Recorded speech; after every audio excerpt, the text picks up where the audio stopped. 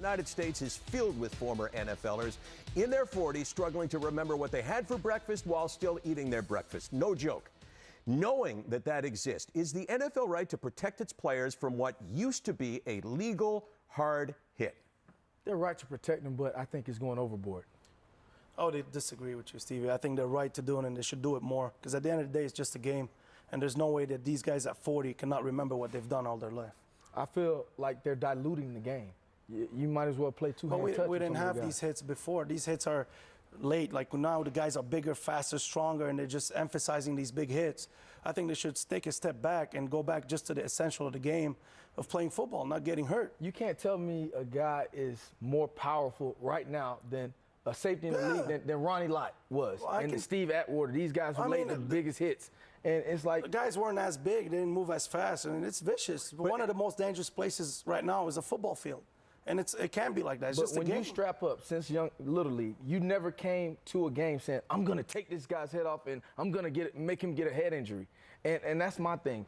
I think it's intent. If their intent to hurt someone, that's one thing. Yeah, but Stevie, if you're playing football all out, going 100%, and you hit a guy in the head or you hit a guy in the chest with the wrong body, though.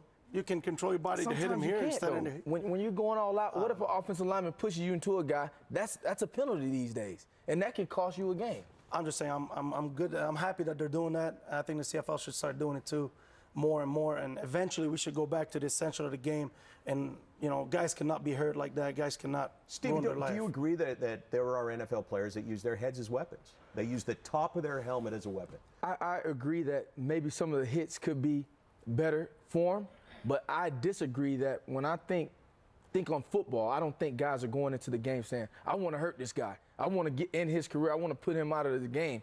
And I just think that guys have more respect for the game. But isn't the attitude of a defensive back, especially a safety, if a guy comes over the middle, you want to make him pay, so next time he doesn't reach his hands out and he's got the alligator arms? Isn't that the goal? But with all in the confines of the game. I mean, Dick Night-Train Lane, he used to take people's heads off. Dick Butkus and those guys back in the day. I love the history of the game here. Yeah, I mean, these guys were killers on the field. Nobody said anything back then, and Dick Butkus and Mike Ditka and all these guys, they're commentating now. But here's the problem, is that we're finding that guys in their 40s and 50s who played in the eras that you're talking about right now are brain damaged, right? So it's one thing to look back and say, hey, they all did it. Now we're seeing the repercussions of it. But when I see Mike Ditka, when I see Tom Jackson, when I see guys like Jim Brown in front of the camera, to me it doesn't seem like they're brain damaged. Yeah, and maybe they are. A couple of names there.